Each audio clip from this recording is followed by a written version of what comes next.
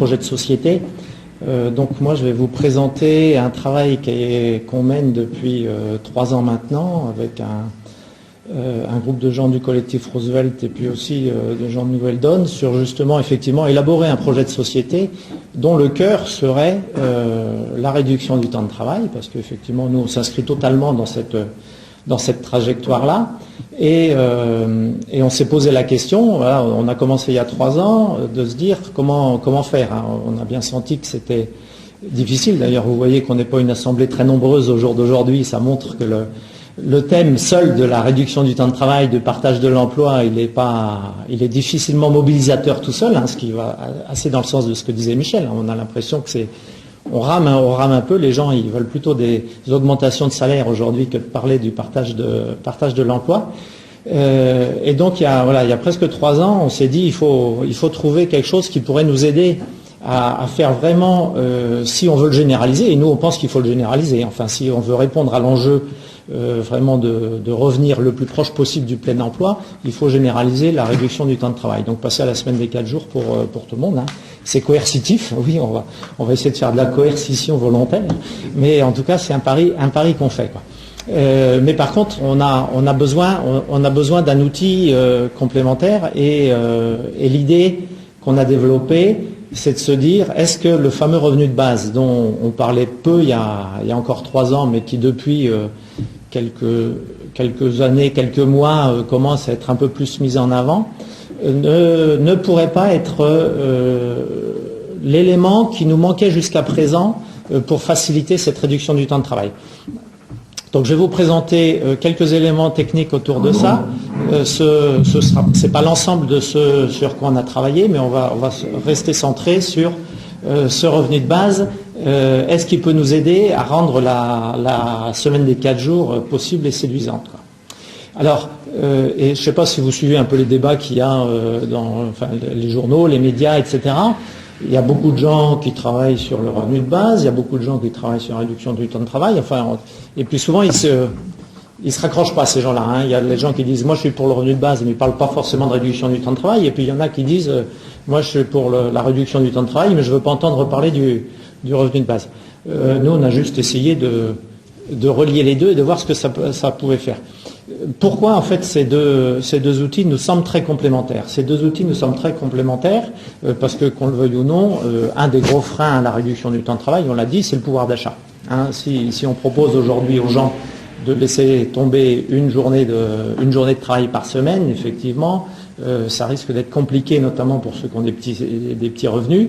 Donc c'est clairement pas acceptable. De l'autre côté, on a des employeurs qui nous disent, et on l'a vu un peu, hein, la compétitivité, le coût du travail. Clairement, ils nous disent c'est pas possible d'augmenter ce coût du travail. Et donc, il faudrait, à la limite, pourquoi pas la réduction du temps de travail, mais il faudra que ce soit à coût égal, quoi. Les entrepreneurs nous disent ça. Hein. Quand Fillon, comme tu le dis, dit on va revenir aux 39 heures, il dit pas on va revenir aux 39 heures. Hein, il dit bien on va revenir aux 39 heures payé 37. Ça veut dire, en fait, c'est pas tellement les 39 heures qui l'intéressent. Lui, ce qui l'intéresse, c'est le différentiel entre les 39 heures et ce qu'on paye, quoi. Et donc là, nous, on a cherché une solution qui permettrait de faire 32 heures payées 32, c'est-à-dire à coût égal pour l'entreprise. Voire, je ne l'ai pas mis là, mais ça pourrait être 32 heures payées 30, quoi. Hein, on va voir comment. Et ensuite, alors ça, c'est plutôt un argument qu'on entend du côté des gens qui sont un peu contre l'idée du revenu de base, de dire oui, mais ça va faire une société à 2 vitesses, il y a des gens qui vont arrêter de travailler et on va avoir une société avec une partie de gens qui auront leur revenu de base et qui seront en dehors de l'emploi et qu'on n'arrivera plus à récupérer dans l'emploi, et les autres qui vont travailler, quoi. Et effectivement, c'est sans doute un risque, c'est-à-dire si on plaque sur la société comme elle fonctionne au jour d'aujourd'hui, un revenu de base, avec le chômage massif qu'il y a sans faire la réduction du temps de travail, ça risque de se transformer comme ça. C'est-à-dire qu'effectivement, il y a des gens qui vont prendre leur revenu de base et qu'on va avoir du mal à réintégrer après, quoi. Donc nous, on se dit, il faudrait peut-être mieux faire les deux en même temps pour éviter ça. Donc voilà nos réflexions de départ. Alors après, ça nous a emmené un peu loin et on va voir un peu ce qu'on a dû développer. Alors, on en parle maintenant suffisamment, revenu de base, revenu universel, revenu citoyen, revenu inconditionnel, voilà autant Autant de termes qui représentent une même idée, la même idée simple, c'est que c'est une somme d'argent donnée chaque mois à tout le monde de manière individuelle et inconditionnelle, ça c'est le point commun. Après, c'est les modalités qui sont différentes. Hein, et donc nous, je ne rentre pas, si vous voulez, dans le débat, on parlera des différentes modalités. Moi, je vous donne juste les hypothèses sur lesquelles on a travaillé pour que vous puissiez voir ce que ça peut donner en termes de RTT. Donc nous, on a travaillé sur des hypothèses d'un revenu, ce qu'on appelle le revenu de base principal, c'est 600 € par mois. Pour les enfants, on est sur une option de 200 € pour jusqu'à 13 ans et de 400 pour les adolescents. Donc les 600 à partir de 18 ans. Et on a aussi une originalité, c'est qu'on a intégré dans la réflexion le fait qu'on pourrait maximiser le revenu de base pour les seniors qui viendrait remplacer la retraite de base. Parce que ça, c'est la deuxième question qu'on se pose quand on parle de revenu de base, c'est qu'est-ce qu'il vient remplacer dans les prestations sociales actuelles. Assez logiquement, on propose que le revenu enfant remplace les allocations familiales et d'une manière générale les aides à la famille, que le revenu de base principal remplace le RSA et donc que le revenu de base senior remplace la retraite de base. Ça, c'est ce qu'on remplace. Vient derrière la question de qu'est-ce qu'on garde. Ça fait aussi partie du débat. Dans le scénario qu'on a travaillé, on garde en général ce qu'on appelle les assurances sociales. Donc l'assurance maladie, bien sûr, qu'il ne s'agit pas de fusionner dans un revenu de base, ça n'aurait aucun sens, puisque la maladie c'est conditionné, hein, il n'y a pas de raison de le mettre dans quelque chose d'inconditionnel.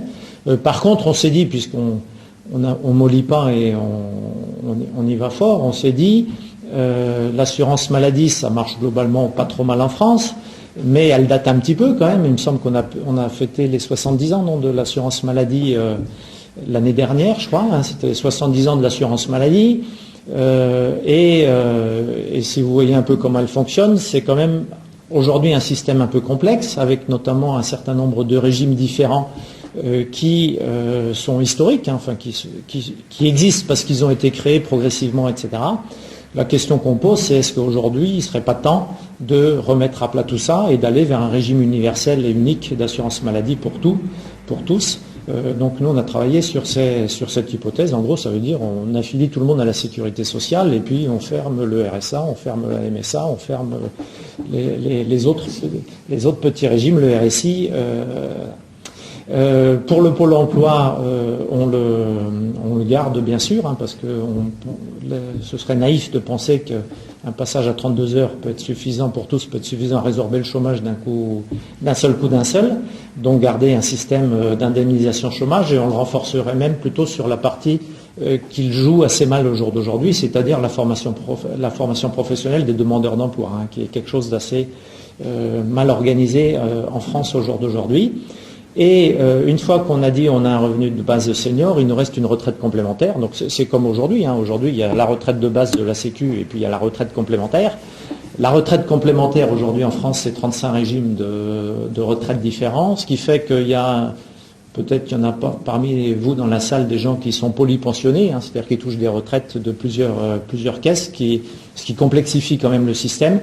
Donc ce serait un peu la même idée que pour l'assurance maladie. Est-ce qu'on ne pourrait pas aller vers un seul régime obligatoire de retraite complémentaire sans le changer par rapport à ce qui fonctionne aujourd'hui, c'est en restant en répartition, etc.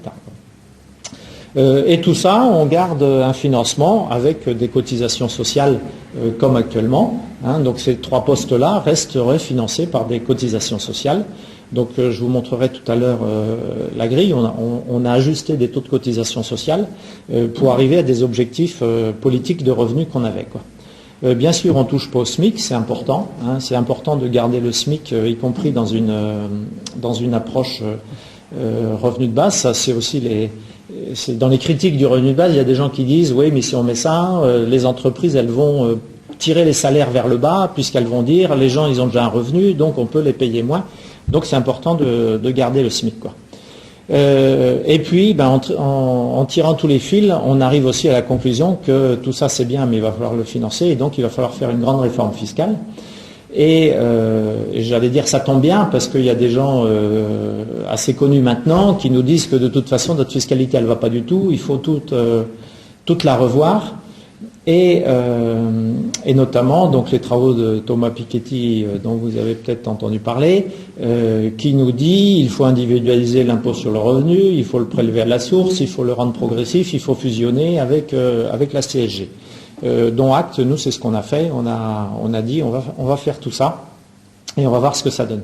Et il faut définir des taux, donc je ne sais pas si vous voyez là donc ça c'est les taux de prélèvement d'impôt sur le revenu, IGR on appelait ça impôt global sur le revenu, qu'on va prélever sur les rémunérations. Donc vous voyez que l'idée c'est de commencer avec un taux de 35% dès le premier euro gagné au-delà du revenu de base. Donc voilà, donc effectivement la diapo s'est bien remplie, ça fait une réforme globale, quoi. C'est vrai que ça fait une réforme globale et ambitieuse, quoi. L'élément clé de tout ça, ça va être la feuille de paye. La feuille de paye, c'est une revendication des entrepreneurs qui disent la feuille de paye elle est trop compliquée, etc. Il faudrait simplifier ça. Alors ça tombe bien, nous on va leur simplifier la feuille de paye. On n'a plus que 3 lignes de la feuille de paye. On retrouve notre cotisation sécurité sociale, notre cotisation Pôle emploi, notre cotisation ARCO, avec des taux qui sont là, qui vont être des taux progressifs. Donc là, je vous montre une feuille de paye potentiellement au SMIC. J'ai ajusté, c'est le SMIC 9,76. C'est le SMIC brut début 2017. C'est la valeur actuelle du SMIC horaire. On change pas ça. Ce qui est nouveau, mais ce qui va peut-être vous arriver dès l'année prochaine, c'est que sur votre feuille de paye, on va prélever. Donc là, où est passée la souris ? J'ai plus la souris, donc vous suivez là. On se retrouve avec un brut, on se retrouve avec un net comme aujourd'hui, donc le net 1218, et c'est sur ce 1218 qu'on propose de prélever ce fameux impôt sur le revenu, prélevé à la source, comme c'est annoncé par le gouvernement actuel. Enfin, c'est la réforme qui est en cours, ça devrait être ça. Donc, sauf que là, nous, on applique les taux de 35% et puis plus pour ça. Donc voilà, une retenue à la source d'un impôt global sur le revenu, et ça donne un salaire net à verser après IGR qui est là de 792. Quoi. Et effectivement, quand on imagine une société avec un revenu de base, il faut apprendre à raisonner, ce qu'on n'a pas l'habitude de faire, revenu disponible global, c'est-à-dire que les gens vont avoir en fait deux virements. Il y a un virement qui viendra du fisc, qui sera le revenu de base qui va tomber tous les mois, et il y a un virement qui viendra de leur entreprise au travers de leur paye, quoi. Et donc, si vous faites le calcul pour une situation de quelqu'un qui serait payé au SMIC, là, cette feuille de paye, c'est quelqu'un qui est SMIC, vous avez 792 € qui arrivent du salaire, vous avez les 600 € qui arrivent du revenu de base, ce qui fait finalement un revenu disponible de 1392 € dans cette hypothèse-là, quoi. Donc ça, c'est un choix. On a dit, c'est comme ça qu'on a élaboré les taux de cotisation, etc., de se dire, nous, on est pour la RTT, mais on pense aussi que, et tu l'as dit, dans un optique de réduction des inégalités, ce ne serait pas du luxe de revaloriser les bas salaires. Aujourd'hui, les 1100 € net de SMIC avant impôt, c'est un peu juste quand même pour s'en sortir.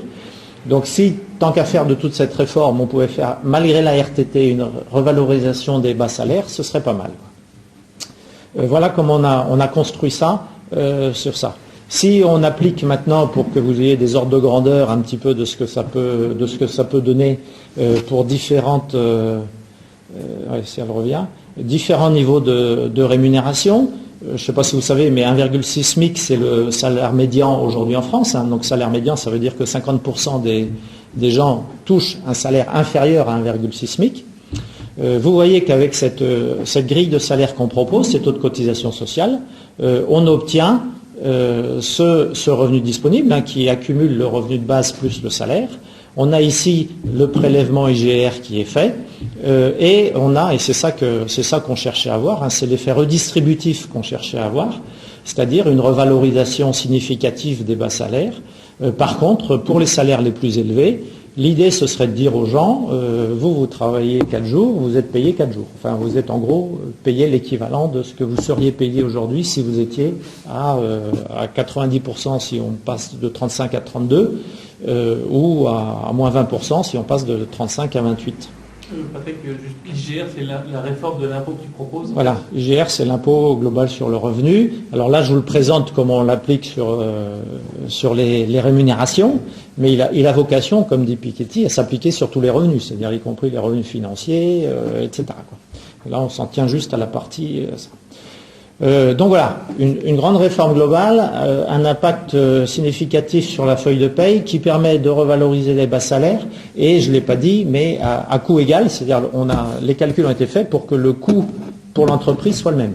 Hein, le coût horaire du travail reste le même, il ne bouge pas. Donc résultat, si on essaye de faire un petit bilan sur la vie des entreprises, on se retrouve avec une organisation du travail plus souple parce que autant oui, on est d'accord avec ce que tu as dit, on essaye de généraliser la semaine des 4 jours parce qu'on pense que sociétalement c'est ça qu'il nous faut, enfin, si on veut sortir du chômage de masse, etc. Par contre, on n'est pas non plus des ayatollahs et on ne veut pas dire semaine des 4 jours, ça ne veut pas dire que tout le monde va travailler du lundi et s'arrêter le jeudi soir et puis et la semaine sera faite comme ça. Donc ça peut très bien être annualisé, hein, et donc avoir de la souplesse par rapport à ça.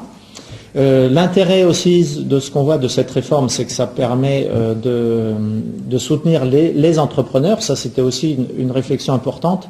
La RTT type d'Eurobien, comme on l'a fait, voire type 35 heures, comme elle jouait sur le levier des cotisations sociales, elle peut pas s'appliquer aux entrepreneurs, elle s'applique difficilement, si on parle de la cotisation chômage, à l'espace public.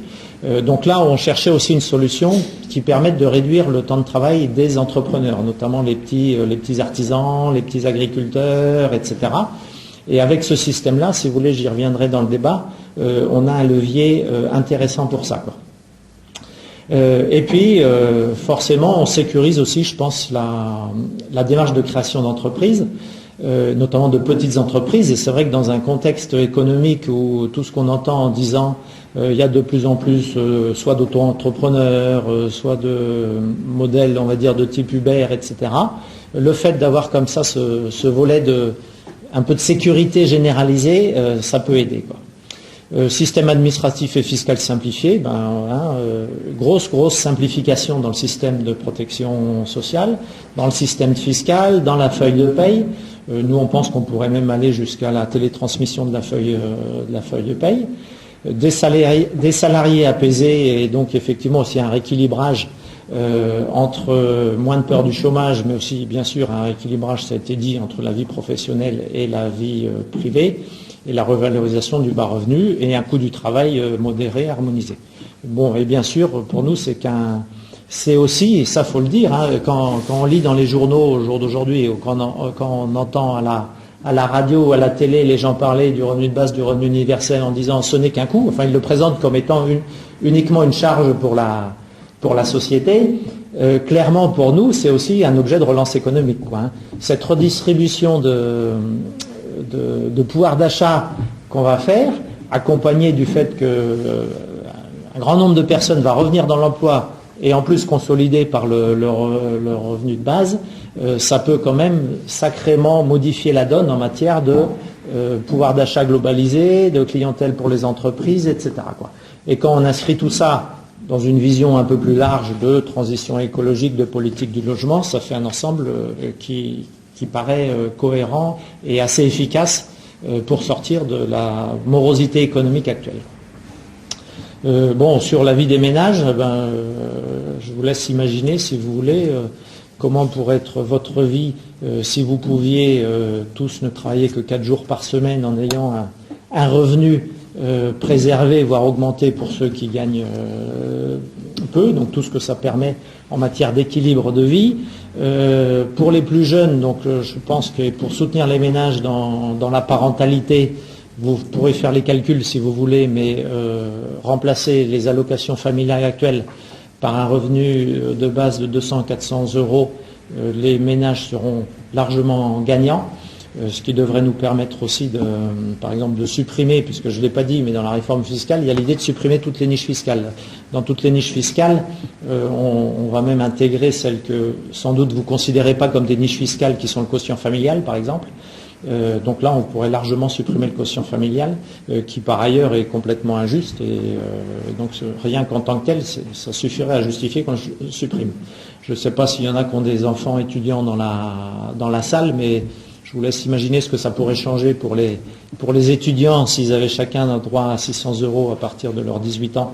Et quoi qu'ils fassent en termes d'études ou d'emploi. Et puis, bien sûr, de la simplification administrative, une fiscalité réellement progressive.